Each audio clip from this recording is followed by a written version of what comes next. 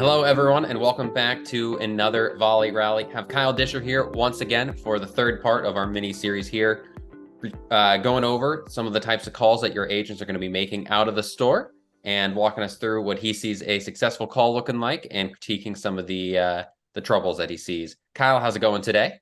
Going excellent, sir. How are you? Doing wonderful. Excited to get through this. The last couple have been pretty fun. Today, we're going to be talking about an unsold showroom traffic call. And yeah, what are your thoughts on that? So we're going to do 5 hours worth of training in 5 minutes here. And we'll walk through everything from how to set the unsold showroom traffic call up the right way to a call guide that you could use to sell the appointment. Let's do it. All right, cool. So if we look in CRMs, we usually see maybe one phone number and we see one email address. Okay. We're talking unsold showroom traffic. This person came into the dealership yesterday and they didn't buy a car. I got the best shot of selling this person a car if I could reach them. If I can't reach them, I can't sell them. So when I look in the CRM and I see one phone number and I see Thug Life Get That Money 42 at yahoo.com as the email address, I know I might have trouble. I don't need to look, but I'll look. I got 57,000 unread emails in my personal email, and I got 21 unread emails in my work email. Okay. So if I was going to give you an email address at a car dealership, do you think I would give you my personal email that I got 47 or 57,000 emails unread? Or would I give you my work email? What email would I give you? You're going to give them the personal email that I'm never going to read, right? So when you're working with these buyers, you just got to ask them, hey, is Barney Dinosaur Unicorn the email that you check every day? Is that if I got something important I got to send you, what's your other email? Get 2 email addresses. You're going to get a lot more reads. Get 2 phone numbers. And you could do this throughout the sales process. You got the greeting. You got fact finding. You got the demo. You got presenting figures. You got the manager TO. You got other places throughout there where you can get the information early. Can't reach the buyer. Can't sell the buyer. And I'm leading with this because it makes such a difference. Definitely makes sense. So just to back up a second there on, you said make sure to get 2 emails, definitely makes sense. Get 2 phone numbers. What do you typically, I personally only have 1 phone number. I have one cell.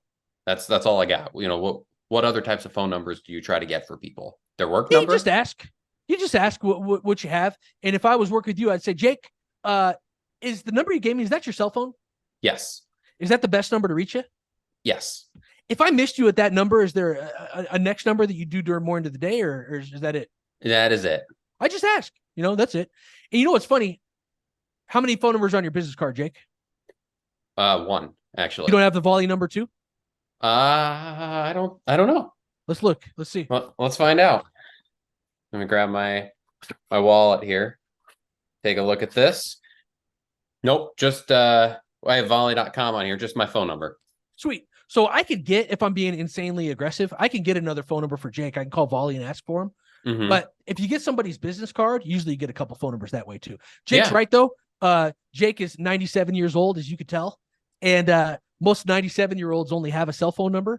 So if you have a Gen X, Gen Z, Gen whatever, and they only have the 1 phone number, that's fine. At least ask. But I guarantee you this. How many emails do you got, Jake? 7. Yeah. So just make sure you get the email that Jake actually checks. Yeah, that makes a ton of sense. And I'm a millennial for the record. Cool. Awesome. He's not 97. No. I'm a millennial too, believe it or not. I'm an elder millennial. What is it? It's like 84 to 96 or something, or 82 to 96. So How dare you? How dare you? It's 81. 81. Well, there you go. Both ends of the spectrum here. There you go. I've been told I'm on the spectrum before. That's good.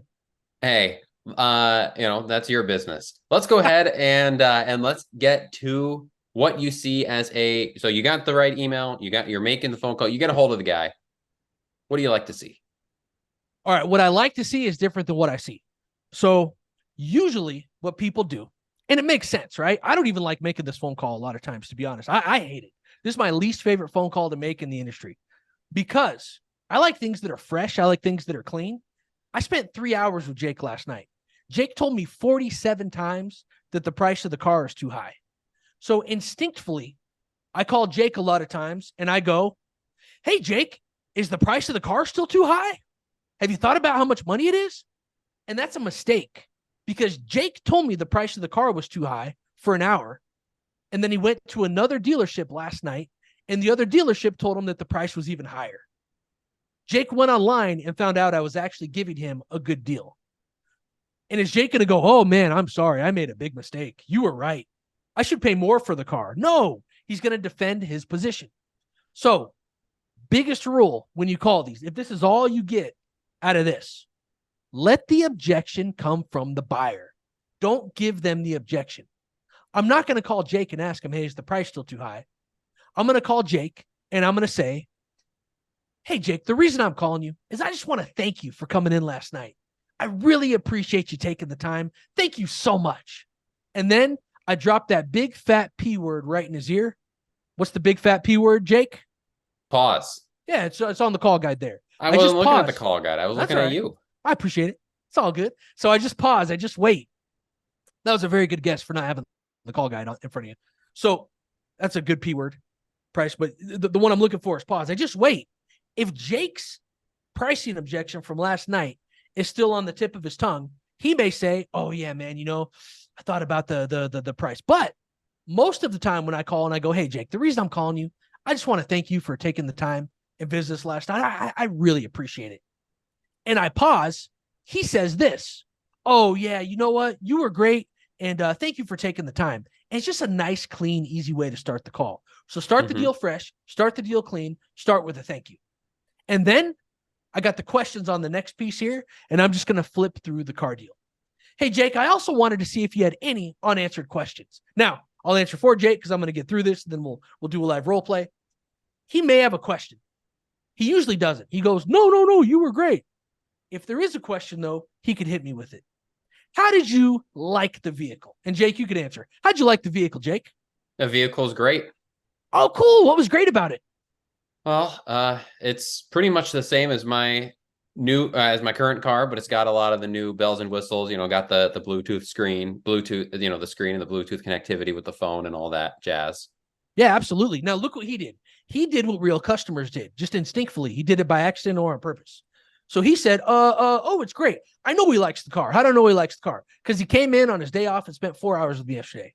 So the reason I do this is it's a positive way to say, is there anything that you didn't like? How'd you like the car? If he goes, oh, it sucks, I know I got to flip cars. Usually what happens, though, is he talks about those things that he liked, and then that gives me ammunition to sell an appointment at the end of this call. Now, the next question, if I got a room full of strangers, if I'm at a convention or something, and I put this call guide on the screen, here's where they go, well, why would you ask this? It's because whatever we did last night didn't work. So I need to get in and figure out what's up with the deal. Jake, what are you comparing the vehicle to? Well, I mean, primarily my current car. If you're asking what am I shopping around with, I'm just really trying to find a good deal. Great. So he's comparing new to new. But if he was comparing a new one to a used one, a new one to a different model, this gives him the chance to tell us. So what did I do? Started the deal fresh, hit him with a thank you. Let the objection come from him. Flip through the car deal. And then I got 3 closing questions at the bottom here. In real life, I'm just going to pick one. And I could alternate and pivot depending on the responses I've gotten so far. I'll start with the most popular one, which is at the top. Jake, if there was one thing that was keeping you from moving forward on that vehicle that we drove last night, what would that one thing be? Well, like I said last night, it's really just the price. Okay, the price. I hear you. Would you be available to come back out tonight? I want to reappraise your car. And then I got a couple vehicles out here that are similar. They're not exactly that I didn't have time to show you last night. They could actually save you quite a bit of money. Could you come back out today? I suppose it needs to be a little quicker than it was last night. I'll do it so quick, it'll feel like it didn't even happen. All right, so when I'm working with them on this, right, I'm either going to have an appointment or I'm going to know what? The one thing stopping them. So if this doesn't work, then I go to the sales manager. Hey, boss, I just talked to Jake, the guy from last night, the guy that won the extra $1,000 off the car. He said he would do something today. He'd buy the car. He just wants another $500 off or whatever. So I either get the appointment or I find out what it takes to make a deal, and I take that to the manager. Next piece on here, the main thing. Hey, Jake, What's the main thing holding you back right now? What is it? Price. Great. So similar thing. This main thing is just a variation on the one thing. And then the last close on here, remember, I'm just going to pick one of the three. Jake, the reason you're deciding to hold off, is it because you're not sure this is the vehicle you want? It's got something to do with the car, or does it have something to do with the money? It's the money. Jake, when you're saying the money, is it the interest rate, the down payment, the monthly payment, what we gave for your car, the price? What is it? Well, I mean, it's all of it combined, but really, if I could get a little more for my current vehicle, or you brought the price down, I mean, really just, it'd make it all work a little better in the budget. And Jake just did what most customers did, either intentionally or accidentally on purpose. If I go, is it the price? What do I got to do on the price? Then I'm just pigeonholed in that one thing. He just gave me an appointment because he said it was actually maybe my car or I could say, you know what, Jake, let me reappraise your car. He gave me the appointment. All I'm trying to sell this guy is an appointment, and I could do anything I want. I could say anything I want to bring him in as long as I don't lie to him. My only rule is I got to be 100% honest. So he just said, what? It's the price or it's the trade. Great. Let's reappraise your car.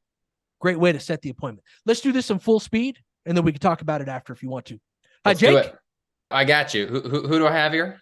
Jake, this is Kyle, the guy you were working with last night at the dealership. I appreciate you taking my call, sir. Oh, yeah. What can I help with? The reason I was calling you is I just want to thank you for coming out last night. I really, really appreciate you doing that. You're welcome. Yeah.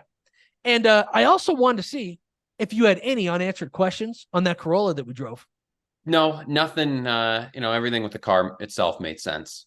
Awesome. Great. And how'd you like the Corolla? I like it. I mean, it's pretty much, I love the form factor of the car. That's why I drive an older Corolla. Just looking to upgrade. No, yeah, form factor's nice. Anything else that you like? I love the new bells and whistles with the screen and the Bluetooth and all that. No, yeah, a lot of good stuff there. And what are you comparing the new Corolla with? Do you mean in terms of comparing it to my car, or do you mean in terms of, looking at other vehicles? Anything. I mean, are you looking at other vehicles too? I'm shopping around trying to get a good deal. Everyone always tells me, hey, don't buy new, get a certified used or something. So I'm just trying to shop around a little.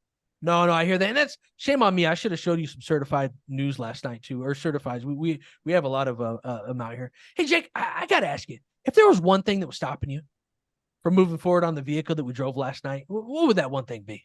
Yeah, it's the price. If you have some of those certified used, I mean, I wouldn't mind looking at them.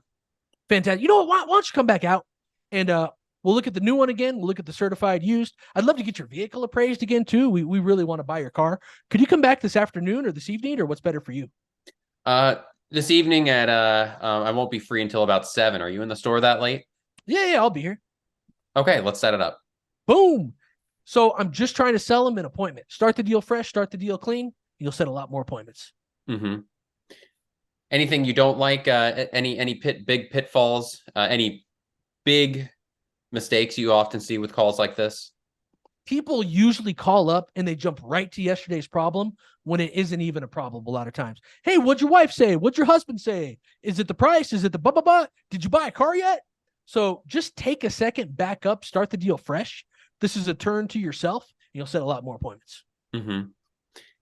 Sounds great. Well, everyone, that kind of wraps up our third part here of this little mini series with Kyle. If you have any other types of calls you would like to see reviewed on the Volie Rallies, definitely let us know in the comments. We're also going to have Kyle's information in the description for you if you want to reach out to him. If you want to get any training or watch him do any live calls, something he loves to do is get in front of people like you and do some live calls for you. So, yeah, Kyle, appreciate you taking the time on all of this, and I hope you have a fantastic day. You too, sir. I appreciate it.